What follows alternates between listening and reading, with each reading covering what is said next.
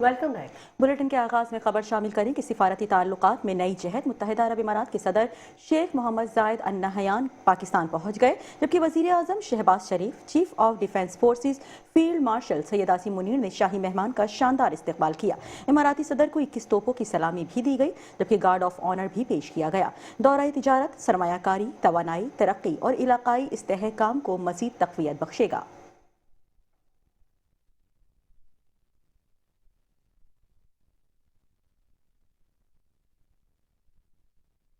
खबर दें आपके यूएई सदर का दौरा है पाकिस्तान। पाक फजाया के लड़ाका तैयारों ने शानदार फजाई सलामी दी। पाक फजाया के तैयारों ने पाकिस्तानी फजाई हदूद में दाखिल होते ही रस्मी एयर स्कॉट फराहम किया। फजाई सलामी दो तरफा ताल्लुकात को मजीद मजबूत बनाने के लिए पाकिस्तान की मुसल्लह अफवाज के अज़्म का इजहार है।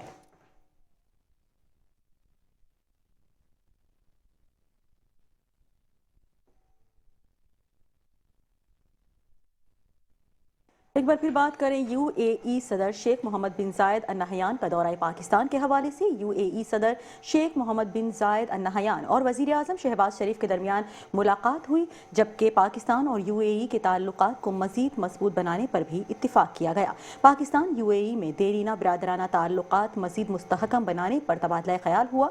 दोनों रहनुमाओं ने जारी ताउन के शोबाजात में पेशरफ्त का भी जायजा लिया। मुख्तलिफ शोबों में राबता रवाबित मजीद गहरे करने के इम्कानात पर भी गौर किया गया।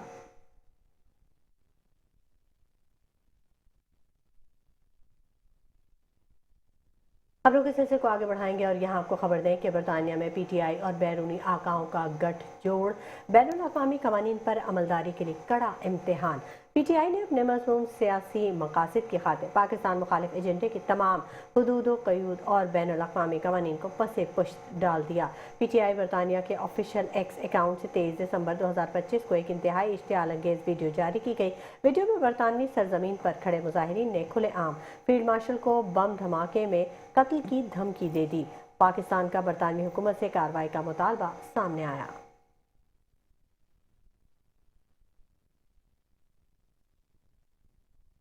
दूसरी जानिब बात करें, पाकिस्तान ने बरतानिया के कायम मकाम हाई कमिश्नर को डिमॉरिश जारी कर दिया। डिमॉरिश पाकिस्तानी काउंसलेट के सामने एहतजाज के हवाले से जारी किया गया। वजारत खारजा का कहना था कि हुकूमत पाकिस्तान ने बरतानिया की सरजमीन से दी जाने वाली धमकियों का सख्त नोटिस लिया। बरतानवी हुकूमत पर वो अपनी सरजमीन पाकिस्तान को गैर मुस्तहकम करने के लिए इस्तेमाल न होने दें। पाकिस्तान उम्मीद करता है कि ऐसे शरपसंद अनासिर के खिलाफ सख्त कार्रवाई की जाएगी और कानून के मुताबिक जवाबदेह भी ठहराया जाएगा।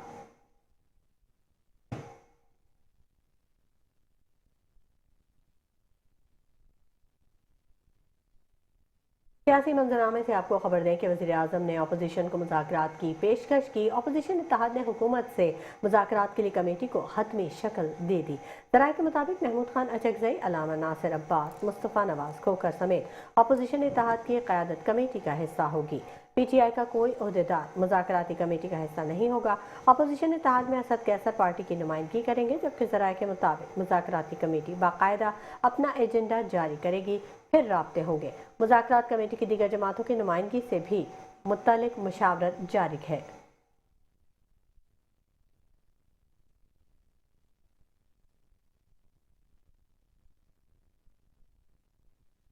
और अब खबर शामिल करेंगे पीटीआई चेयरमैन बैरिस्टर गौहर के हवाले से। कहना उनका यह है कि अहम मुज़ाकराती मामले को ऐसे से गैर संजीदगी से ना लिया जाए, जबकि गुज़िश्ता 10 दिनों या पूरे साल में वज़ीर आज़म शहबाज शरीफ से कोई राबता नहीं हो सका। मैं हमेशा डायलॉग के हक में रहा हूँ, लेकिन ये इख्तियार सिर्फ अचकज़ई और अल्लामा राजा नासिर का है। हम कह चुके हैं कि अगर हमसे राबता हुआ तो हमने कोई राबता किया, हम ज़रूर आवाम को बताएंगे।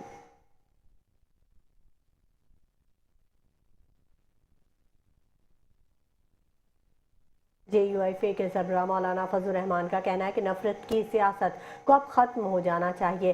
ज़बरदस्ती की हुकूमत हम पर मुसल्लत की गई है।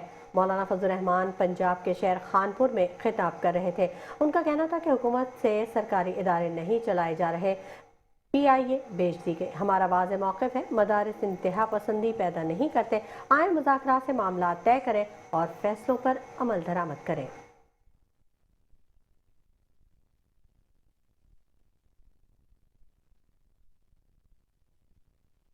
और अब अदालती मंजरनामे से खबर शामिल करें कि महमूदुर रशीद को 33 साल, डॉक्टर यास्मीन राशिद को और उमर चीमा को 10-10 साल कैद का तहरीरी फैसला जारी किया जा चुका है। इंसदाद दहशतगर्दी अदालत लाहौर ने 9 मई के 2 मुकदमात का तहरीरी फैसला जारी कर दिया। उमर सरफराज चीमा और एजाज चौधरी को 10-10 साल कैद की सजा, मियां महमूदुर रशीद को अलग अलग सेक्शंस में सजाएं सुनाई गईं, जबकि अदालत ने जुर्म साबित न होने पर 23 मुलजिमान को बरी कर दिया। फैसला दिया गया कि प्रोसिक्यूशन के मुताबिक डॉक्टर यास्मीन राशिद समेत 4 रहनुमाओं ने मुल्क में जलाओ घेराव के लिए अवाम में इंतशार फैलाया।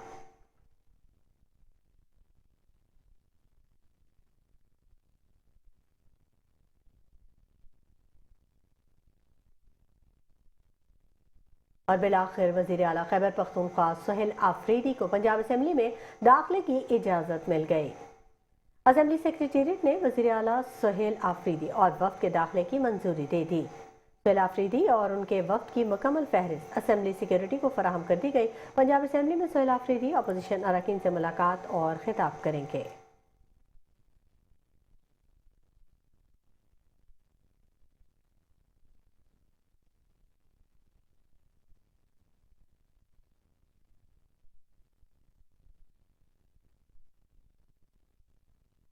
खातून अव्वल और रुकन कौमी असम्बली आसिफा भुट्टो जरदारी की गढ़ी खुदा बख्श आमद, जबकि बीबी आसिफा भुट्टो जरदारी ने दुख्तर मशरिक शहीद मोहतरमा बेनज़ीर भुट्टो के मज़ार पर हाज़िरी दी। बीबी आसिफा भुट्टो जरदारी ने कायदे अवाम शहीद जुल्फ़िकार अली भुट्टो के मज़ार पर भी फातिह ख्वानी की, जबकि बीबी आसिफा भुट्टो जरदारी ने शहीद मीर मुर्तज़ा भुट्टो और शहीद मीर शाहनवाज भुट्टो के मज़ारात पर भी फूल चढ़ाए।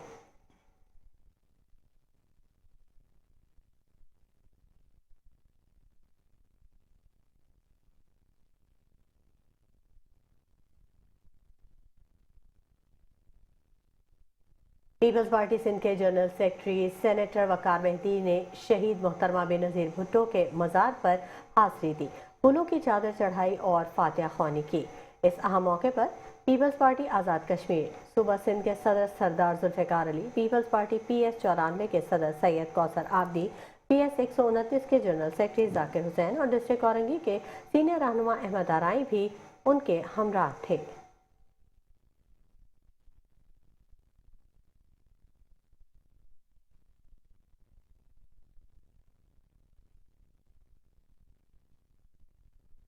सिंध स्काउट्स की तकरीब, जबकि गवर्नर सिंध कामरान खान टिसोरी ने खिताब किया। उनका खिताब करते हुए कहना है कि हमारी फौज ने भारत का गुरूर खाक में मिला दिया, हमारे शाहीनों ने भारत को शिकस्त दी, हमें फील्ड मार्शल आसिम मुनीर पर फख्र है, जबकि पाकिस्तान अब पूरी दुनिया में तवज्जो का मरकज बना हुआ है। समझता हूं कि ये वो इदारा है जहां से आपकी किरदार साजी की जाती है, किरदार साजी का अमल किया जाता है और हुब्बुल वतनी का दर्स दिया जाता है।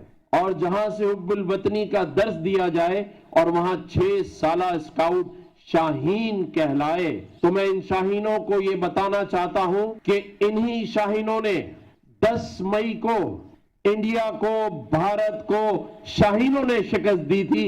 यानी कि स्काउट्स के उस शाहीनों को आज फख्र महसूस करना चाहिए कि पाकिस्तान के एयरफोर्स के शाहीनों ने भारतीय जहाजों को गिराकर उनका गरूर खाक में मिला दिया। आज मेरे नौजवानों, आपको पता होना चाहिए कि दुनिया के अखबारात और मैगजीन आज पाकिस्तान की अस्करी क़यादत और पाकिस्तान की फॉरेन पॉलिसी, खारजा पॉलिसी की तारीफ के कसीदे लिख रहे हैं। सिंध स्काउट्स के 100 साल मुकम्मल होने पर पुरवकार तकरीब का इनेकाद किया गया।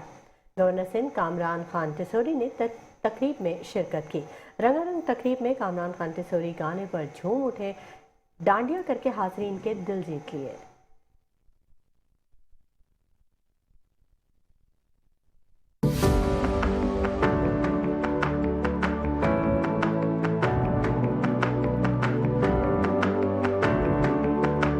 सिंध बॉय स्काउट एसोसिएशन की 100 साल सालगिरह के मौके पर एक तकरीब का इनेकाद किया गया, जिसमें स्काउटिंग की तरगीब दी गई, रेस्क्यू, अवामी बहबूद, शजरकारी की खूबसूरत तरबियत दी गई। तकरीब में गवर्नर सिंध कामरान खान टेसोरी ने खुसूसी शिरकत की। इस तकरीब में सिंध के 26 अजला से 978 स्काउट्स ने शिरकत की। गवर्नर सिंध कामरान खान टेसोरी ने स्काउट्स की खिदमत को सराहा गया। इस मौके पर गवर्नर सिंध ने कहा कि स्काउटिंग एक आलमगीर तहरीक है जो नौजवानों को नज़्म ज़ब्त, खिदमत खल्क और वतन से मोहब्बत की तालीम देती है। इन्होंने स्काउट्स की खिदमत को सराहा और कहा कि ये तहरीक नौजवानों को बेहतर इंसान बनाने में अहम किरदार अदा कर रही है। सिंध बॉय स्काउट्स एसोसिएशन की 100 साल सालगिरह के मौके पर मुनक्किद होने वाली इस तकरीब में स्काउट्स, असातिज़ा और वालिदैन ने शिरकत की। इस तकरीब में स्काउट्स ने मुख्तलिफ सरगर्मियों में हिस्सा लिया और अपनी सलाहियतों का मुजाहरा किया। कैमरामैन मंसूर नसीर के साथ आमिर आवान, मेट्रो 1 न्यूज़, कराची।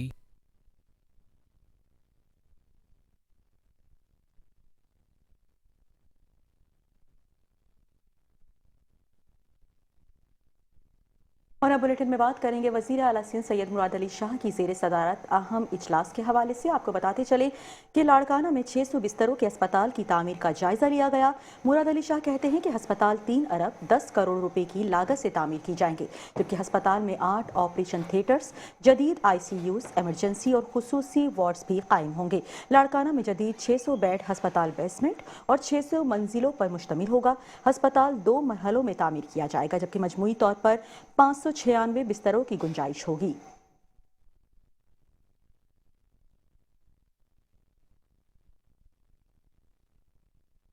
खबरों के सिलसिले को आगे बढ़ाते हुए जिक्र करेंगे आज होने वाले अहम इजलास के हवाले से। सिंध के सीनियर वजीर शजील इनाम मेमन की ज़ेर सदारत महकमा ट्रांसपोर्ट का अहम इजलास मुनक़्क़िद किया गया। सूबे में जारी और आइंदा शुरू होने वाले ट्रांसपोर्ट मनसूबों का तफसीली जायजा लिया गया। येलो लाइन और रेड लाइन BRT मनसूबों पर जारी तरक्याती कामों से मुतल्लिक तफसीली ब्रीफिंग दी गई। इजलास में शहर में मुतारिफ करवाई जाने वाली नई डबल डेकर बसों के हवाले से भी मुकम्मल आगाही दी गई। शजील मेमन का इस मौके पर कहना था कि जहाँ जहाँ मुमकिन हो वहाँ मुतवाज़ी बुनियादों पर काम का आगाज़ किया जाए ताकि ट्रांसपोर्ट के मनसूबे गैर ज़रूरी ताख़ीर का शिकार न हों।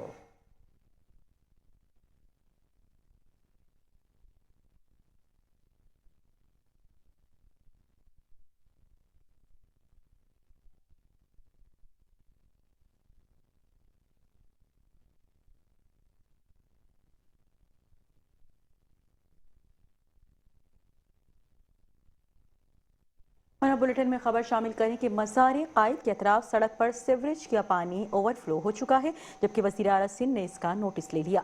गफलत बरतने पर Karachi water and sewerage corporation के 2 अफसरान भी मुअत्तल कर दिए गए, जबकि एग्जीक्यूटिव इंजीनियर सीवरेज जिन्ना टाउन अली अहमद और सब इंजीनियर जिन्ना टाउन कमर को मुअत्तल कर दिया गया।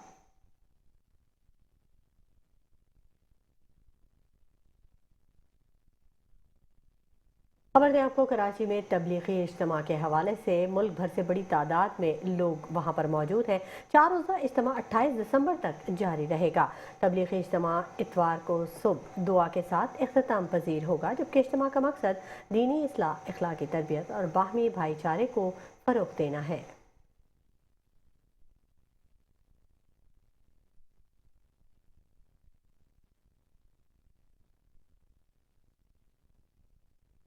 और अब बुलेटिन में बात करें एडिशनल IG कराची का मंगो पीर 6 रोज़ा तबलीगी इज्तिमा का दौरा। एडिशनल IG कराची ने तबलीगी इज्तिमा के मुंतज़िमीन से भी मुलाकात की।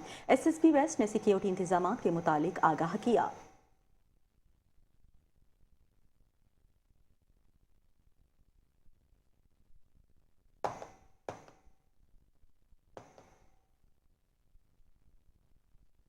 बुलेटिन में शामिल करेंगे कुछ दीगर खबरें भी, लेकिन वक्त हो गया एक ब्रेक का। हमारे साथ रही। Welcome back.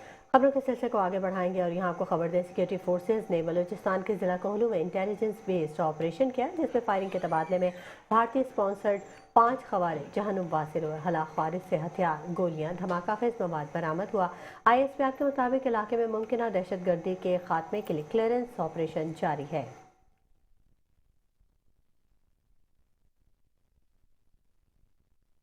और बात करें शहर में ई चालान सिस्टम के निफाज के हवाले से। बल्दिया उज़्मा कराची के अफसरान और मुलाजमीन को ट्रैफिक कवानीन की पासदारी करने के अहकाम जारी कर दिए गए, जबकि KMC अफसरान और मुलाजमीन ट्रैफिक चालान जुर्माना अज खुद अदा करेंगे। KMC की सरकारी गाड़ियाँ भी इस्तेमाल के काबिल नहीं हैं, जबकि इस्तेमाल करने वाले ई चालान ज़ाती तौर पर अदा करेंगे। KMC अफसरान को दौरान ड्राइविंग सीट बेल्ट इस्तेमाल करने के अहकाम जारी कर दिए गए। सरकारी अफसरान और मुलाजमीन गाड़ियों में टिंटेड ग्लासेस और मोबाइल फोन्स ना इस्तेमाल करने के भी पाबंद होंगे। सरकारी गाड़ियों के इस्तेमाल में ओवर स्पीड ना की जाए, जबकि सरकारी गाड़ियों की नंबर प्लेट्स टेम्पर्ड होने पर मुतालिका अफसरान के खिलाफ भी कार्रवाई की जाएगी।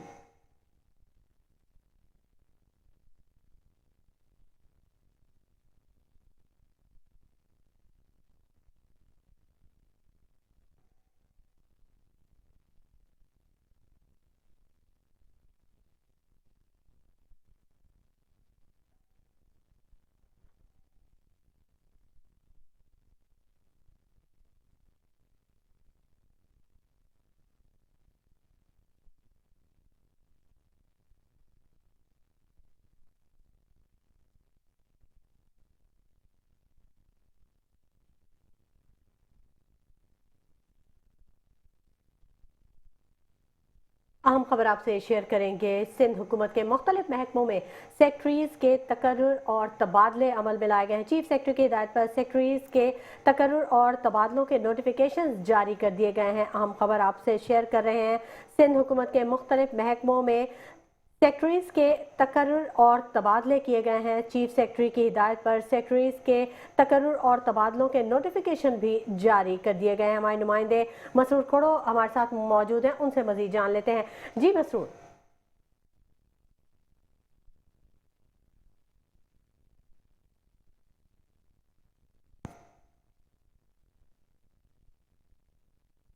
मसरूर, मेरी आवाज़ अगर आप तक पहुंच रही है तो बताइएगा कि सिंध हुकूमत के मुख्तलिफ महकमों में तकर्रुरी और तबादले अमल में लाए गए हैं। क्या मजीद अपडेट्स हैं आपके पास?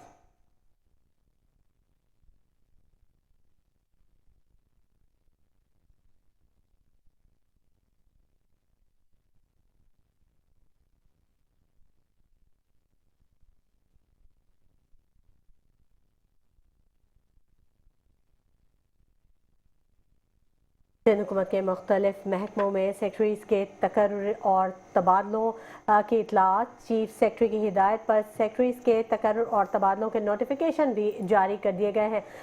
मसरूर खोड़ो हमारे साथ मौजूद हैं, उनसे जान लेते हैं। मसरूर, अपडेट कीजिएगा।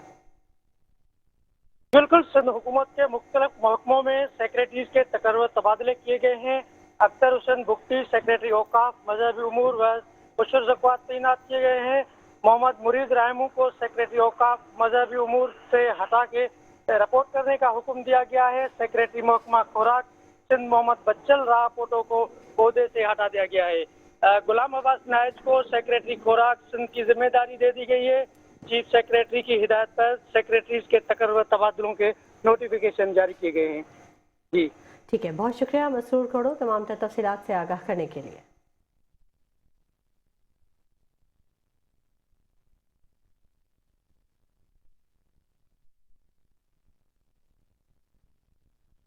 और लाहौर से ये अफसोसनाक खबर शामिल करें कि लाहौर में सौतेली माँ ने 6 साला कंजुल ईमान को जान से मार दिया। सौतेली माँ फरेसा अंजुम पहले भी कंजुल ईमान को तशद्दुद का निशाना बनाती रही थी।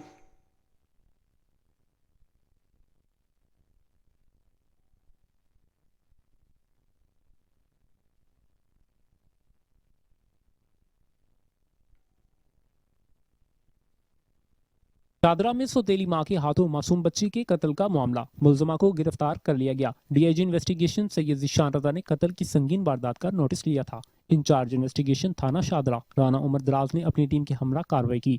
मुलजमा ने अपनी सौतेली बेटी 6 साला कंजुल ईमान को तशद्दुद करके कत्ल कर दिया था। SP investigation city Farhat Abbas का कहना था मुद्दई मुकदमा सैयद आबिद हुसैन ने अपनी पहली बीवी को तलाक दे दी थी और 3 बच्चे इसी के पास थे। दरिंदा सिफ्त मुलजमा संगीन वारदात के बाद मौका से फरार हो गई थी। गिरफ्तार मुलजमा के खिलाफ मजीद कार्रवाई का आगाज कर दिया गया है। डीआईजी इन्वेस्टिगेशन सैयद ज़ीशान रज़ा का कहना था मुलजमा को मुख्तलिफ मालूमात समेत ह्यूमन इंटेलिजेंस की मदद से गिरफ्तार किया गया। मुलजमा अब पुलिस की गिरफ्त में है। मजबूत चालान मुरतब करके करार वाक़या सजा दिलवाई जाएगी। जराइम पेशा अनासर से आहनी हाथों के साथ निपटा जाएगा। कैमरामैन हसन शाह के साथ सैयद मोहसिन रज़ा, मेट्रो 1 न्यूज़, लाहौर। शहर कायद में पुलिस, कस्टम्स और स्पेशल इन्वेस्टिगेशन यूनिट ने मौसर कार्रवाइयाँ करते हुए डकैत गैंग्स, स्मगलिंग और मनशियात फरोशों के खिलाफ क्रैकडाउन में मुतअद्दिद मुल्ज़िमान गिरफ्तार कर लिए, जिनके कब्जे से भारी मिकदार में असलहा, मनशियात और स्मगलशुदा करोड़ों रुपए मालियत के कीमती मोबाइल फ़ोन्स भी बरामद किए। मज़ीद तफसीलात इस रिपोर्ट में।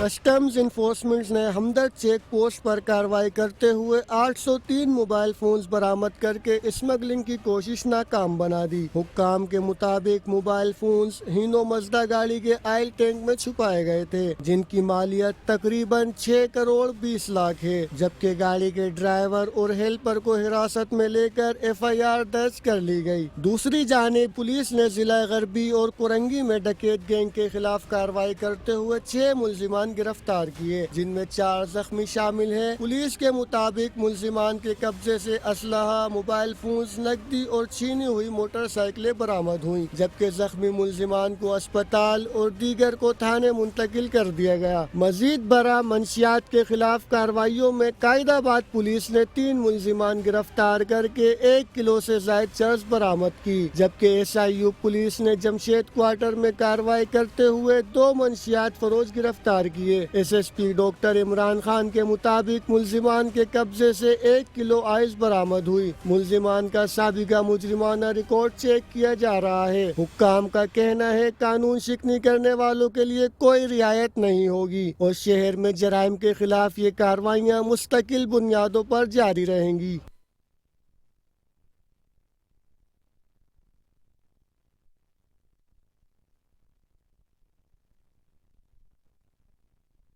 कराची में रवां साल भी स्ट्रीट क्रिमिनल्स शहरियों पर कहर बनकर टूटे। हर रोज शहर में सैकड़ों अफराद लुटते रहे, जबकि CPLC के आदाद-ओ-शुमार ने शहर में अमन व अमान के दावों की कलई खोल कर रख दी। तफसीलात इस रिपोर्ट में।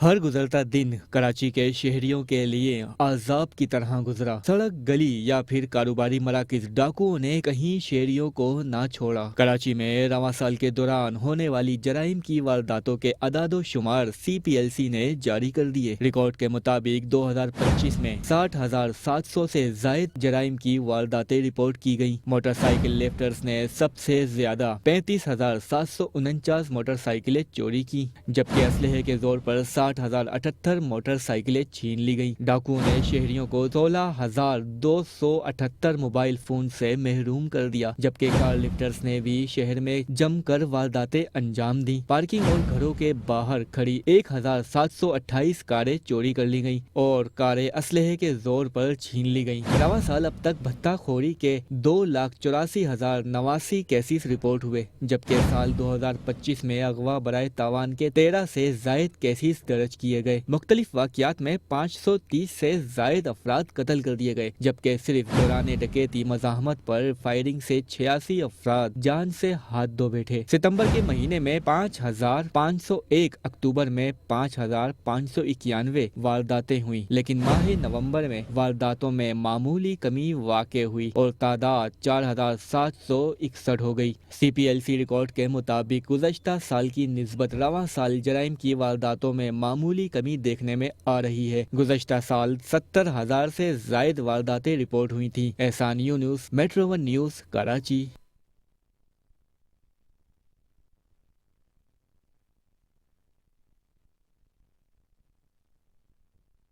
शहर कायद में साल 2025 पुलिस फोर्स के लिए एक और खूनी साल साबित हुआ। पुलिस रिपोर्ट के मुताबिक रवां साल शहर कायद में अब तक 15 पुलिस एहलकार शहीद हो चुके। शोहदा में CTD का एक एहलकार भी शामिल है, जबकि 6 पुलिस एहलकारों को टारगेट किलिंग का निशाना बनाया गया।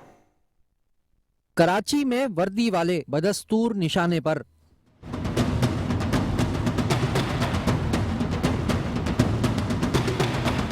आदादशुमार के मुताबिक पुलिस किलिंग की सबसे ज्यादा वारदातें जिला मलीर में रिपोर्ट हुई, जहां 5 पुलिस एहलकार शहीद हुए। पुलिस रिपोर्ट के मुताबिक 2 एहलकार डाकुओं से मुकाबले के दौरान जबकि 2 एहलकार डाकुओं की फायरिंग का निशाना बने। साल भर में शहीद होने वाले पुलिस एहलकारों की तफसील कुछ यूं है। फरवरी में स्टील टाउन में कांस्टेबल खमीसो खान फायरिंग से शहीद हुए। 15 फरवरी को मंगूपीर में CTD के कांस्टेबल इमरान खान को टारगेट किलिंग का निशाना बनाया गया। 13 अप्रैल को ईदगाह में डकैती मुजाहिमत के दौरान कांस्टेबल मोहम्मद अयूब शहीद हुए। 19 मई को सरजानी टाउन में कांस्टेबल फारूक फायरिंग से जाँ बाक हुए। 21 मई को डाक्स में पुलिस मुकाबले के दौरान कांस्टेबल अब्दुल वाहिद शहीद हुए। 28 मई को बोर्ड वेसन में कांस्टेबल जैन अली रजा टारगेट किलिंग में शहीद हुए। 1 जून को यूसुफ प्लाजा में कांस्टेबल शहरियार अली शहीद हुए। 27 जून को सरसैयद टाउन से कांस्टेबल मुजीब की तशद्दुद लाश मिली। 2 जुलाई को अवामी कॉलोनी में पुलिस टेक्नीशियन उमैर अली शहीद हुए। 11 जुलाई को साइट ए में कांस्टेबल वसीम अख्तर फायरिंग से शहीद हो गए, जबकि 20 अगस्त को बिन कासिम में ASI Mohammad Khan Abro target killing में शहीद हो गए। 27 अगस्त को बिन कासिम में हेड कांस्टेबल मतेरो खान को भी टारगेट किलिंग का निशाना बनाया गया। 11 सितंबर को शाह लतीफ टाउन में head constable Abdul Karim firing से शहीद हो गए। दूसरी जानिब 17 सितंबर को गुलशन मेमार में कांस्टेबल सद्दाम हुसैन दहशतगर्दों की फायरिंग से शहीद हुए। 29 सितंबर को सुखन में डकैती मुजाहिमत के दौरान ASI कैसर अली डाकुओं की फायरिंग से जामे शहादत नोश कर गए।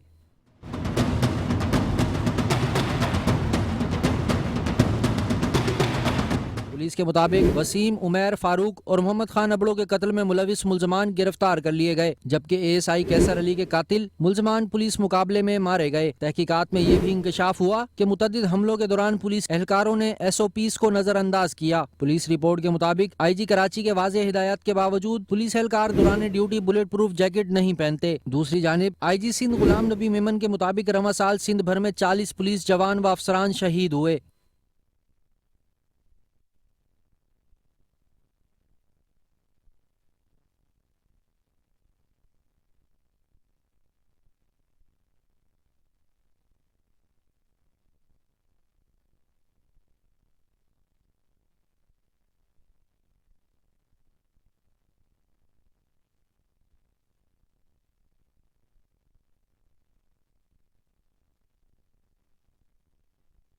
साल 2025 अफसोसनाक और दिल दहला देने वाला साल साबित हुआ।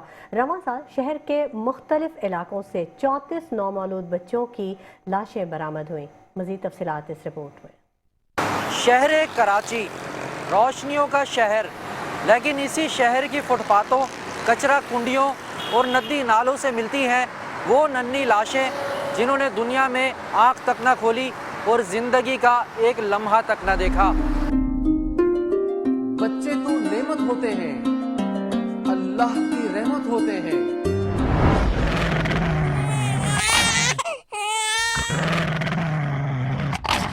हर चंद दिन बाद शहर के किसी न किसी इलाके से मासूम जिस्म कचरे से बरामद होता है। कोई कपड़ों में लिपटा, कोई प्लास्टिक बैग में बंद और कोई ऐसी हालत में कि देखने वालों का दिल लरस जाए। फलाही इदारे के रिकॉर्ड के मुताबिक रवां साल शहर के मुख्तलिफ इलाकों से 34 नुज़ायदा बच्चों की लाशें मिली, जिनमें 27 बच्चे और 7 बच्चियां शामिल हैं। बरामद होने वाले कई बच्चों की लाशें ऐसी हालत में मिली जिन्हें आवारा जानवर अपनी खुराक बनाकर नोच नोच कर खा चुके थे।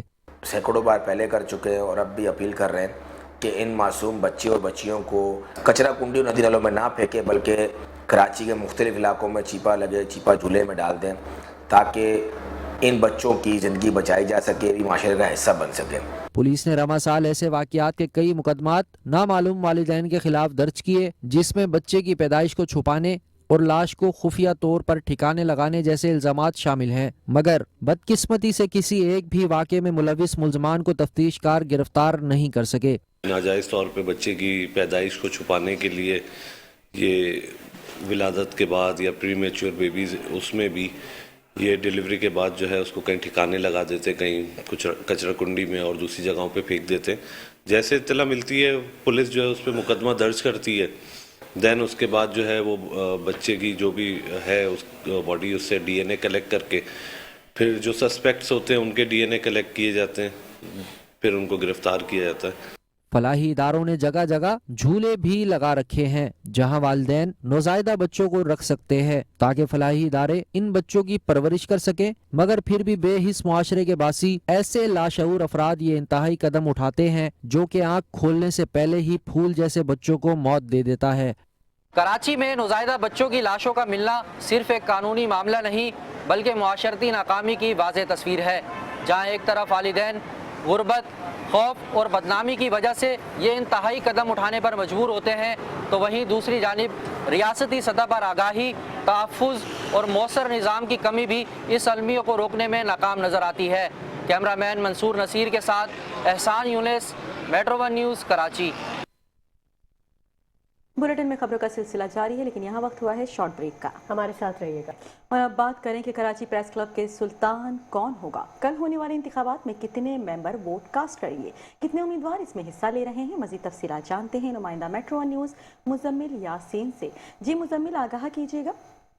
जी बिल्कुल, देखिए जी, कराची प्रेस क्लब के सालाना इंतखाबात 2026-27 के लिए बाकायदा तौर पर जो है पोलिंग का जो अमल है कल सुबह 9 से शाम 5 बजे शुरू होगा। अगर इंतखाबात की बात की जाए तो इंतखाबात की तैयारियां जो हैं वो शुरू कर दी गई हैं। बाकायदा तौर पर अगर बात की जाए तो सदारती उम्मीदवार जो है 4 मेंबरान हैं प्रेस क्लब के। इसके साथ साथ अगर के जॉइंट सेक्रेटरी की बात की जाए तो सेक्रेटरी की बात की जाए तो 2 उम्मीदवार इस पर मद्दे मुकाबिल हैं। असलम खान हैं, AH खानज़ादा हैं, दोनों सीनियर सहाफ़ी हैं। अगर सदारती उम्मीदवारों की बात की जाए तो सदारती उम्मीदवार में इम्तियाज़ खान फ़ारान हैं, साबिक सदर रहे हैं कराची प्रेस क्लब के। मौजूदा सदर फ़ाज़िल जमीली भी हैं, वो भी इसमें पार्टिसिपेट कर रहे हैं। इसके साथ साथ दीगर अरकान हैं जो प्रेस क्लब के हैं। 1369 के करीब मेंबरान हैं प्रेस क्लब के, कराची प्रेस क्लब के, जो इसमें अपना हक़ राय दही का इस्तेमाल करेंगे। 3 पैनल हैं जो इसमें मुख्तलिफ नामों से हिस्सा ले रहे हैं। डेमोक्रेट है, ग्रीन पैनल है और दीगर पैनल्स हैं वो यहाँ पे हिस्सा ले रहे हैं। गवर्निंग बॉडी की अगर बात की जाए तो हर पैनल की तरफ से मुख्तलिफ उम्मीदवारों को यहाँ पे जो है गवर्निंग बॉडी के पैनल्स में खड़ा हुआ देखा जा सकता है।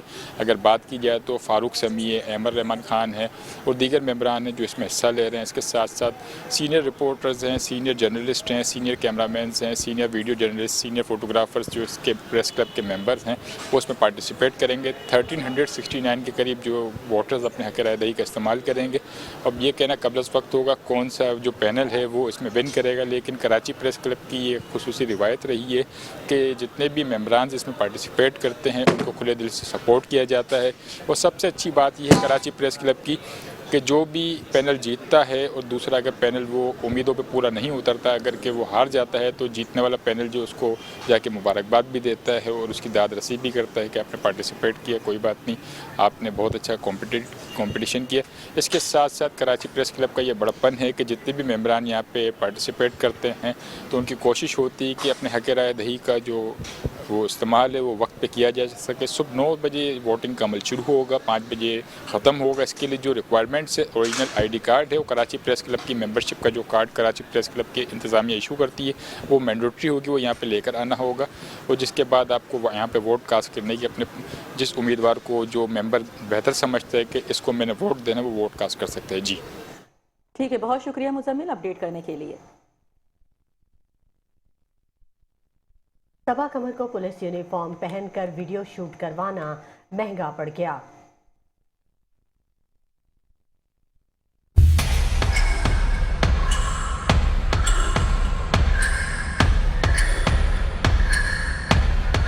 सबा कमर के खिलाफ पुलिस यूनिफॉर्म तनाज़ा, अदाकारा का भरपूर रद्द अमल सामने आ गया। पाकिस्तानी शोबिस इंडस्ट्री की मारूफ अदाकारा सबा कमर एक बार फिर खबरों की जीनत बन गईं, मगर इस बार वजह कोई नया ड्रामा या फिल्म नहीं। लाहौर की सेशन कोर्ट में सबा कमर के खिलाफ एक दरख्वास्त दायर की गई। दरख्वास्त में इल्जाम आयद किया गया कि उन्होंने सरकारी इजाजत के बगैर पुलिस की वर्दी पहनी। मामला इस वक्त सामने आया जब वीडियो सोशल मीडिया पर वायरल हुई। वीडियो के मंजर आम पर आने के बाद मुख्तलिफ हलकों की जानिब से सवालात उठ गए। तनाज़े के दौरान सबा कमर ने निजी मैगजीन के एडिटर चीफ राहिल राव ने अदाकारा का भरपूर दिफा किया। राहिल राव ने तंज़िया अंदाज में कहा कि अगर कोई अदाकार पुलिस अफसर का किरदार अदा कर रहा हो तो क्या ये तवक्को की जा सकती है कि वो दुल्हन के लिबास या लॉन के सूट में नजर आए। किरदार हमेशा कहानी और स्क्रिप्ट के मुताबिक लिबास पहनते हैं, न कि किसी की मन घड़त सोच के तहत। Suhail Ibrahim, Metro One news.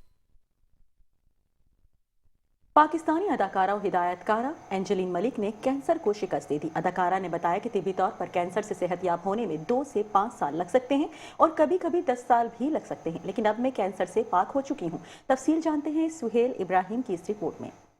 अदाकारा अंजलीन मलिक कैंसर को शिकस्त देने में कामयाब हो गईं। अंजलीन मलिक ने कैंसर की तशखीस के बाद से ही अपने मद्दाहों को सेहत से मुतल्लिक आगाह रखा। ताहम हाल ही में अदाकारा ने अपने कैंसर से निजात हासिल होने की खुशखबरी सुना दी। अंजलीन मलिक ने सोशल मीडिया अकाउंट इंस्टाग्राम पर एक वीडियो शेयर की जिसमें उन्होंने बताया कि कैंसर से पाक स्कैन एक फतह है, लेकिन सफर जारी है। तिब्बी तौर पर कैंसर से पाक करार देने के लिए साफ स्कैन के लिए 2 से 5 साल लगते हैं और कभी कभी 10 साल भी लग सकते हैं। तो हाँ, अब मैं कैंसर से पाक हूँ। अंजलीन मलिक का कहना था कि कैंसर के दौरान कुछ दिन उम्मीद लाते हैं, कुछ खौफ लाते हैं, लेकिन मैं इन सब का हिम्मत से सामना करती हूँ। आज के लिए शुक्रगुजार, कल के लिए तैयार और कभी हिम्मत ना हारने का जज्बा रखती हूँ। अदाकारा की इस पोस्ट के बाद इनके चाहने वालों की जानिब से मुबारकबाद और नेक तमन्नाओं का इजहार किया जा रहा है। Suhail Ibrahim, Metro 1 News. Karachi Press Club के सालाना इंतखाबात का ताज किसके सर सजेगा? अरकान प्रेस क्लब किसको करेंगे अपने मुंतखब? और मज़ीद तफसीलात जानने के लिए देखिए मुज़म्मिल यासीन की ये रिपोर्ट। कराची प्रेस क्लब की तारीख की बात की जाए, 1958 में वजूद में आने वाले प्रेस क्लब तारीखी रिवायत रही है। इलेक्शन हर साल दिसंबर के आखिरी हफ्ते में होते हैं। प्रेस क्लब के इंतखाबात में 1300 से ज्यादा मेंबर अपना हक राहदही इस्तेमाल करेंगे।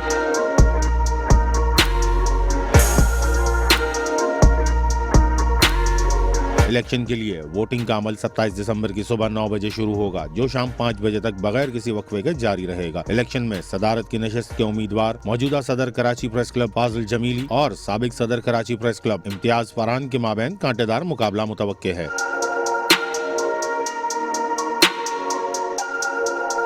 जनरल सेक्रेटरी की नशिस्त पर सीनियर सहाफी A.H. खानजादा और असलम खान के दरमियान कांटेदार मुकाबला मुतवक्के है। इलेक्शन में हिस्सा लेने वाले उम्मीदवारों और मेंबरान का कहना है इलेक्शन एक जमहूरी अमल है। गुज़िश्ता 14 साल से दी डेमोक्रेट का पैनल कामयाब रहा। इलेक्शन कौन जीतेगा इसका फैसला मेंबरान प्रेस क्लब के वोटों पर होगा। मेरी राय तो ये है कि हम तो डेमोक्रेट को सपोर्ट कर रहे हैं और पिछले 14 साल से 15 साल से तसलसल है डेमोक्रेट्स के जीतने का।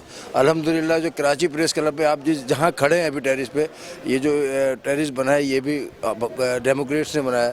यहाँ जिस फर्श पे आप खड़े हैं, ये फर्श जो बनाया है वो डेमोक्रेट्स ने बनाया।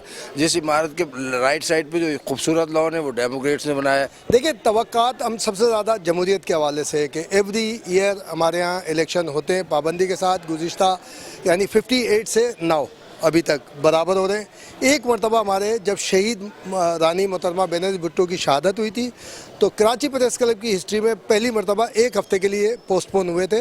उसके लिए बाकायदा हमने हाई कोर्ट से रेफरेंस लिया था और जनरल काउंसिल से रेजोल्यूशन पास की थी। बाकी उसके अलावा कंटिन्यूटी से हो रहे हैं। देखिए, भरपूर होंगे ये इलेक्शन और ज़बरदस्त किस्म के इलेक्शन होते रहे माजी में प्रेस क्लब में, और हम 17 साल से दी डेमोक्रेट्स प्रेस क्लब में मुंतखब होकर आते रहे। और एक तामीर और तरक्की का जो एक सफ़र है और एक सिलसिला है वो रुका नहीं इन 17 सालों में। जहाँ आप मौजूद हैं, ये इस टेरिस को आप देखें, ये जो है वो डेमोक्रेट्स ने बनाया। अगर आप ऊपर वुडिंग ट्रेस देते वो उन्होंने बनाया डेमोक्रेट्स ने।